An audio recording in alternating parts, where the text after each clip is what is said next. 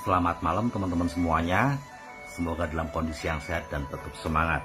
Dan peristiwa-peristiwa yang diizinkan Tuhan terjadi dalam hidup Anda dan saya memberikan pesan untuk kita menjadi manusia yang lebih baik daripada hari kemarin ya. Nah, sekarang saya akan bedah buku lagi dan kita masuk di bagian part 10 atau bagian ke-10 ya. Dari buku 7 Kebiasaan Manusia yang Efektif. Topiknya adalah tentang KP organisasi atau lebih saya sederhanakan yaitu aset. Ya, kemarin di part 9 kita sudah belajar tentang angsa dan telur emasnya. Ya, angsa adalah asetnya, telur emasnya adalah hasil yang dihasilkan oleh si aset tersebut ya. Lebih baik saya membaca dulu nanti baru dikupas ya setelah selesai ya. Itu lebih keseluruhan, tidak kepotong-potong ya. Salah satu aspek yang sangat berharga pada setiap prinsip yang benar adalah bahwa prinsip itu absah dan dapat diterapkan dalam variasi keadaan yang sangat beragam. Yang namanya prinsip pasti bisa diterapkan ke semua kondisi. Kalau kita hanya menerapkan satu hal itu dalam kondisi tertentu, tapi hal itu tidak bisa diterapkan di tempat yang lain, berarti itu namanya bukan prinsip ya, tapi mungkin citra sosial atau maunya masyarakat sekitar itu aja gitu ya.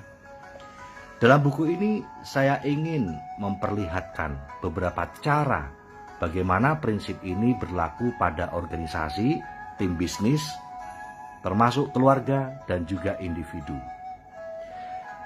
Bila orang lalai menaruh perhatian pada keseimbangan PKP atau aset serta hasilnya, mereka menurunkan efektivitas organisasi dan seringkali akhirnya menyerahkan kepada orang lain seekor angsa yang sekarat.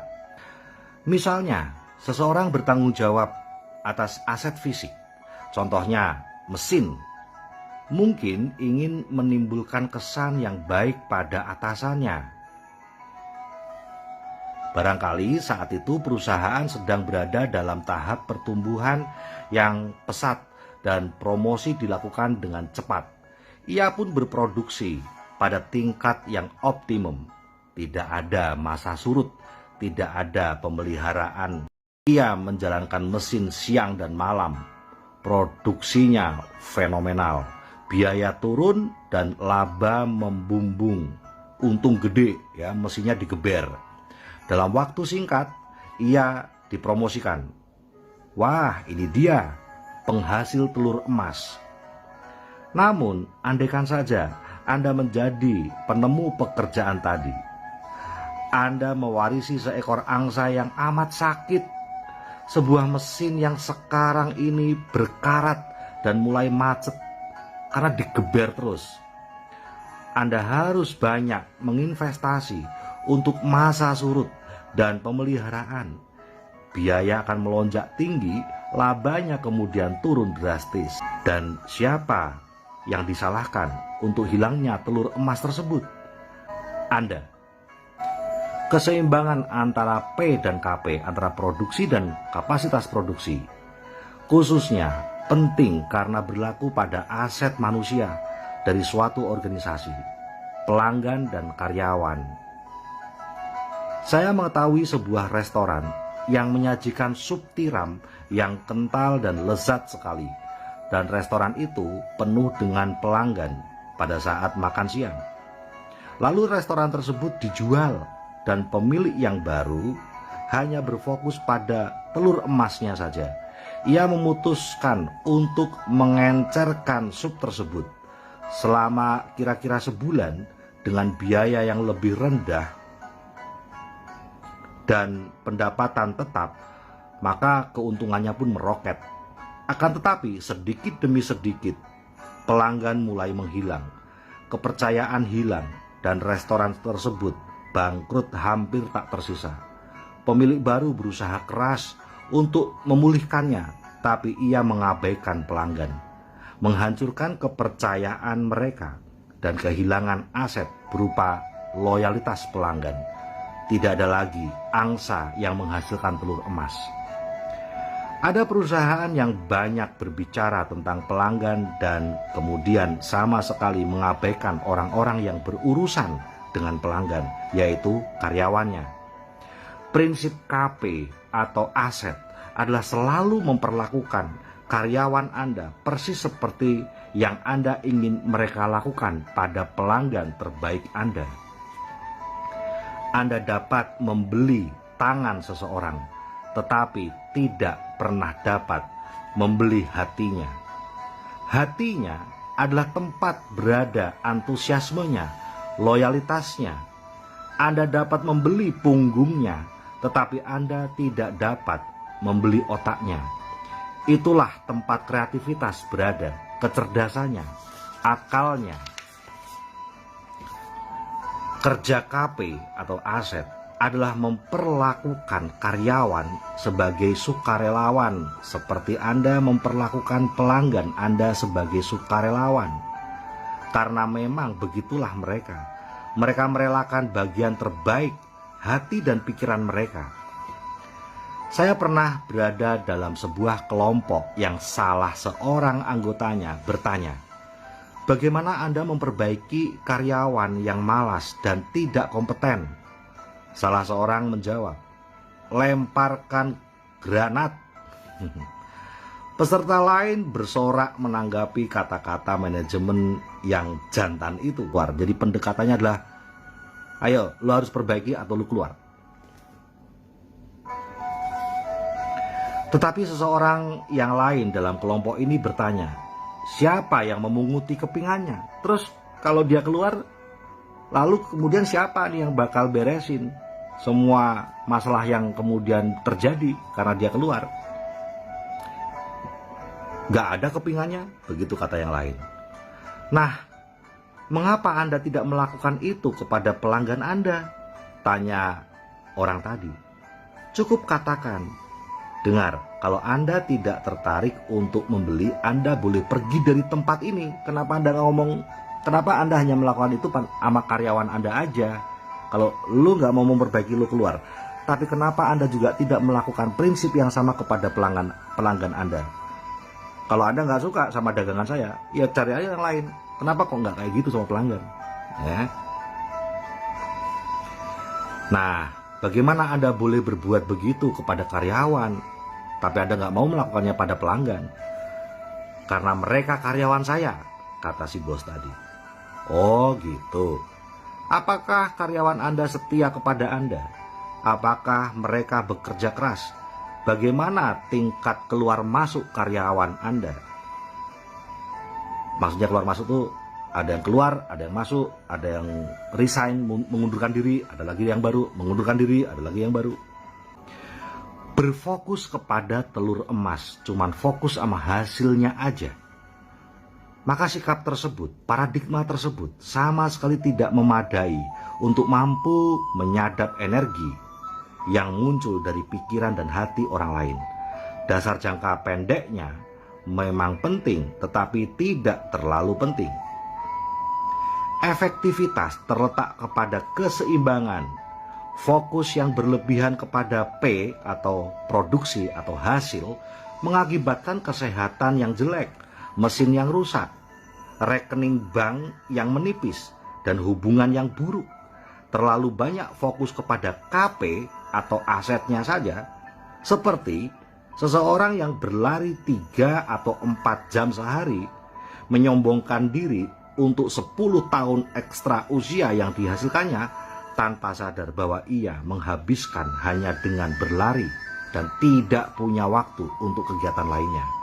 Untuk mempertahankan keseimbangan P dan KP, aset serta hasilnya, keseimbangan antara telur emas, produksi, dan kesehatan serta kesejahteraan angsanya, kemampuan produksi, sering merupakan pengambilan keputusan yang sulit, tetapi menurut saya merupakan inti dari efektivitas itu sendiri. Ini menyeimbangkan jangka pendek dengan jangka panjang. Ia menyeimbangkan pengejaran nilai dan usaha untuk mendapatkan pendidikan. Anda dapat melihat hal ini ketika Anda mendesak agar keinginan Anda dituruti oleh seseorang, dan entah bagaimana merasakan kekosongan dalam hubungan yang ada, atau ketika Anda benar-benar meluangkan waktu untuk menginvestasikan sesuatu hubungan dan Anda merasakan keinginan dan kemampuan untuk bekerja sama, untuk berkomunikasi, mengambil kesempatan yang lebih baik ke depan. Keseimbangan antara P dan KP, antara produksi atau hasil yang diinginkan serta KP atau kemampuan berproduksi atau asetnya adalah inti dari efektivitas itu sendiri. Keseimbangan ini diabsahkan dalam setiap arena kehidupan. Ya, sip ya. Nah, sekarang kita kupas teman-teman. Kita bedah topik ini tadi. Keseimbangan antara P dan KP, keseimbangan antara angsa dan telur emas yang dihasilkannya. Angsa itu adalah KP atau kemampuan produksi atau asetnya, dan telur emas itu adalah produksi hasil dari aset tersebut. Siapa atau apakah aset dalam hidup Anda dan saya? Banyak yang berpikir aset itu cuma bisnis TNC. Hasilnya adalah bonus nafkah yang merdeka. Keliru. Di dalam buku ini mengajarkan kepada kita bahwa kita itu punya banyak aset dalam hidup kita. Pertama, aset kita sebagai pribadi, sebagai manusia, sebagai siapa kita diciptakan. Kita ini adalah aset. Kalau kita menginginkan hasil dari diri kita yang terbaik, maka kita harus menumbuh kembangkan diri kita.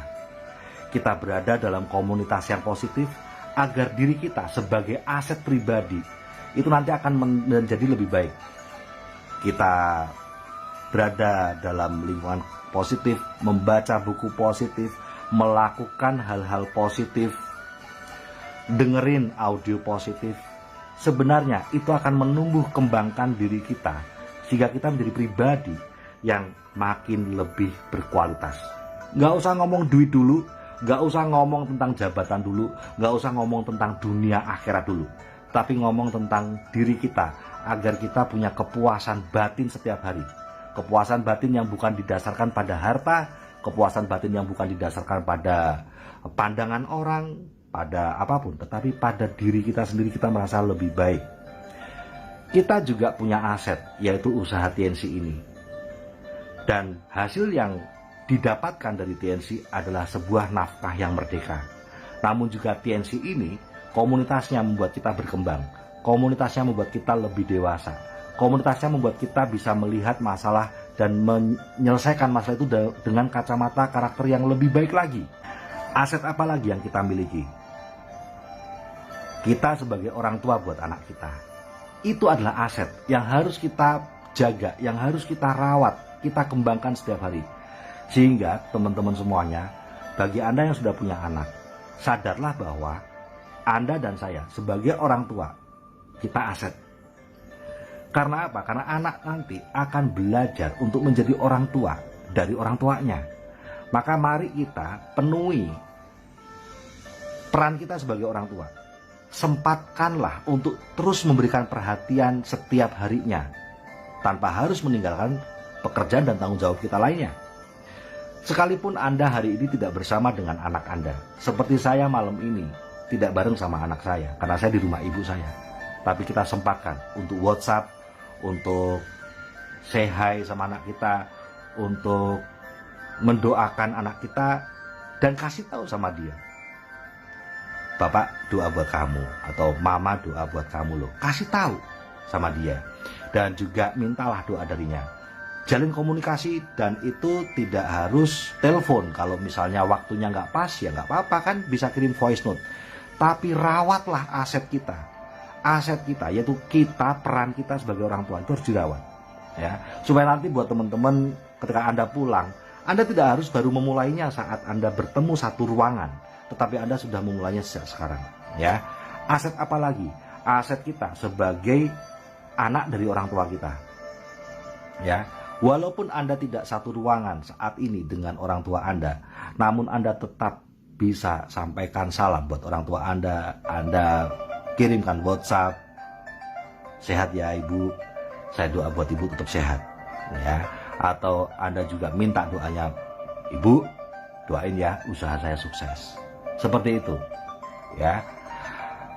Hubungan itu penting sekali karena itu sama saja merawat angsanya. Jadi angsa yang bertelur emas, Anda jangan cuman melihat dari sisi bisnis. Angsa ini adalah orang tua buat anaknya.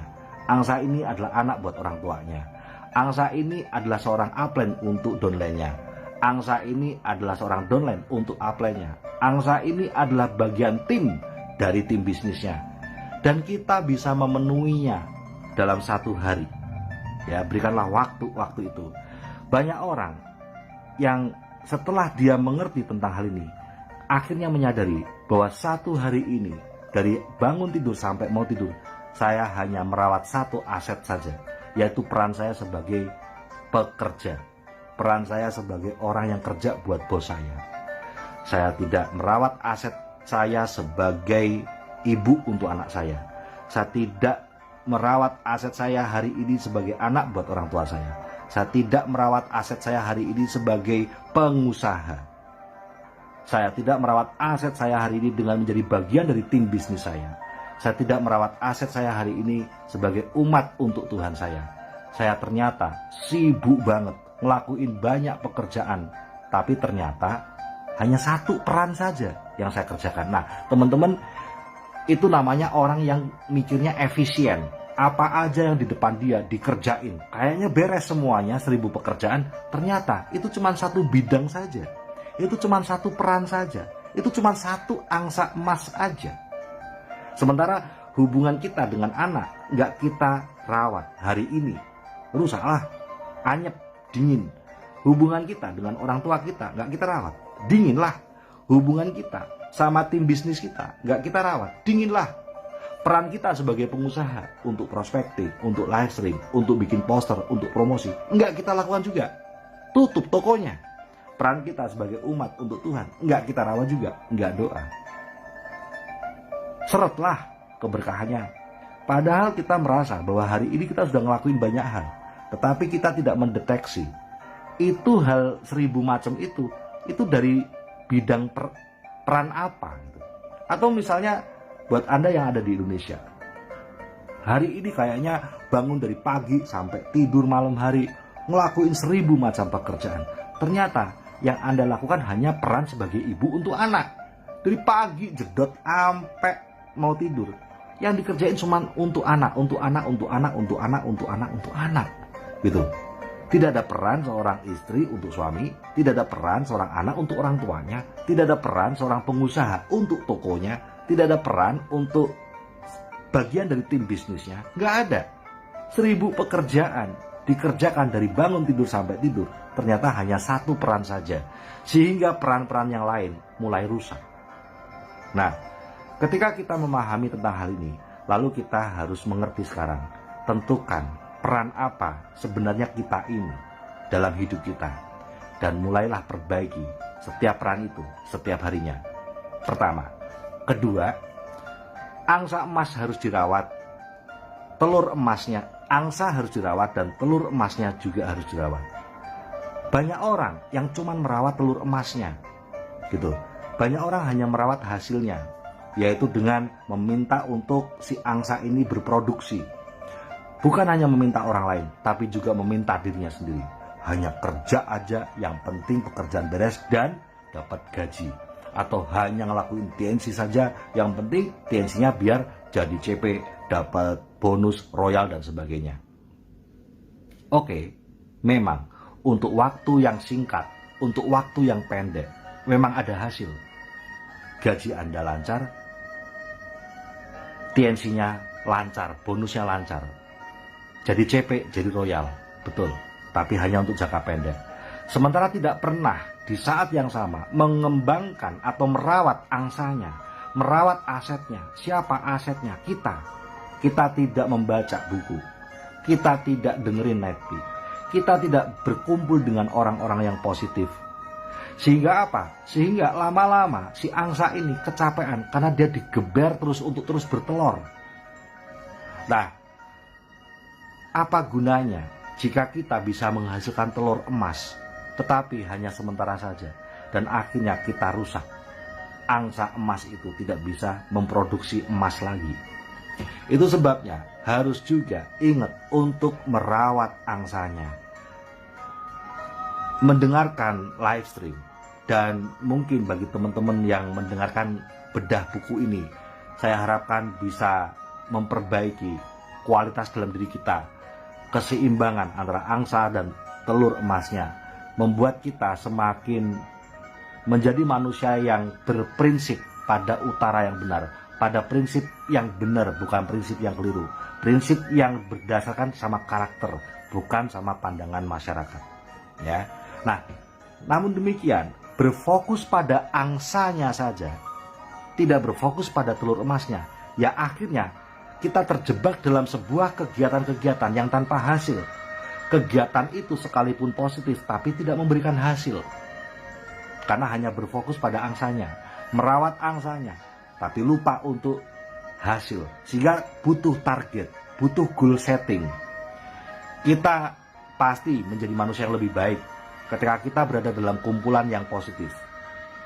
Tetapi semua hasil baik itu harus ada panennya, harus ada hasilnya. Jadi jangan terjebak hanya masuk ke dalam sebuah teori tanpa praktek, dan jangan terjebak dalam praktek tanpa target. Ketika teman-teman sudah memahami dan lebih memahami hal ini, maka kita akan menjadi manusia yang lebih seimbang. Ketika saya merawat diri saya, merawat dalam artian merawat pengembangan diri saya juga punya prinsip untuk menciptakan hasil. Misalnya, saya merawat angsa dalam diri saya dalam peran sebagai bapak untuk anak-anak saya. Harus ada hasil, yaitu apa? Hubungan yang semakin dekat. Ketika saya merawat diri saya sebagai angsa emas dalam peran sebagai pengusaha, maka juga harus ada hasil. Hasilnya apa? Hasilnya adalah PBO. Berapa kaki CP? Harus ada 4 kaki CP yang saya lahirkan. Artinya ada target. Ketika saya merawat diri saya dalam peran sebagai anak Tuhan, saya berdoa harus ada hasil, yaitu apa? Iman yang lebih teguh, keyakinan yang lebih kuat lagi, ya, sehingga menghadapi masa itu lebih enteng rasanya karena bekerja bersama Tuhan. Ketika saya merawat angsa dalam diri saya sebagai peran saya sebagai anak untuk orang tua saya, maka saya juga punya target, harus ada hasil, yaitu kenangan-kenangan dan hubungan yang semakin baik dengan orang tua saya. Nah, itu teman-teman, merawat angsanya dan merawat telur emasnya. Dua-duanya harus dirawat, dan juga kita harus mulai ngerti bahwa aset itu gak cuman TNC, aset itu gak cuman anak, aset itu gak cuman diri kita. Kita punya peran-peran dan semuanya adalah aset. Kita belajar untuk memenuhi peran itu dari bangun tidur sampai mau tidur. Ada semacam kepuasan yang luar biasa, kepuasan batin kita. Pada saat kita istirahat, kita mengingat lagi apa yang kita lakukan satu hari ini dalam peranku seorang bapak. Aku sudah membangun hubungan sama anakku, sudah punya waktu ngobrol, walaupun mungkin lewat telepon saja. Dalam peranku sebagai pasangan untuk istriku, apakah aku sudah menjalin hubungan baik, sudah ngobrol sama dia, sudah mendengarkan sesuatu yang mungkin mengganggu hatinya? Ketika sudah kita lakukan, ada perasaan bahagia. Dalam peranku sebagai anak untuk orang tuaku, apakah aku sudah punya waktu untuk orang tuaku? Apakah aku sudah memberi atau berkomunikasi dengannya, memberikan waktu untuk mendengarkan dia? Ketika kita sudah melakukannya hari ini, ada kepuasan batin. Sebagai peranku untuk tim bisnisku, apakah aku hari ini sudah memberikan sumbangsih buat tim bisnisku? Apakah hari ini aku sudah memberikan sesuatu yang membuat tim bisnisku berkembang lebih baik lagi? Ketika itu sudah kita lakukan, ada kepuasan batin. Dalam peranku sebagai pengusaha, kita berpikir saat mau tidur, apakah aku sudah memenuhi peranku sebagai pengusaha? Apakah aku sudah buka toko hari ini? Sudah prospektif? Sudah bikin poster? Sudah live stream? Sudah follow up? Sudah ada kepuasan batin. Dalam peranku sebagai anak Tuhan, apakah aku sudah berdoa hari ini? Apakah aku sudah mulai mengakhiri semuanya dengan doa? Apakah aku terus berjalan bersama Tuhan hari ini? Ketika kita bisa mengatakan ya, ada kepuasan batin. Akhirnya kita tidur dalam kondisi bahagia secara batiniah. Bukan karena kita sudah hebat, tetapi karena kita bisa memenuhi peran-peran yang menjadi angsa yang nantinya akan bertelur emas. Dalam setiap peran-peran itu akan ada telur emas yang dihasilkan. Anda dengan anak Anda akan ada telur emas, hubungan yang semakin mesra meskipun sekarang belum bersama. Anda dengan orang tua Anda dengan tim bisnis Anda sebagai pengusaha, Anda sebagai anak dari orang tua, Anda dalam kaitannya dengan hubungan dengan Tuhan, semuanya akan memberikan telur emas. Sehingga sukses di TNC ini bukan cuma dipandang dari satu saja seolah-olah hidup itu cuma TNC, tetapi juga dipandang sebagai satu bagian utuh. Ya, satu bagian utuh dengan aset-aset dalam diri kita yang lainnya.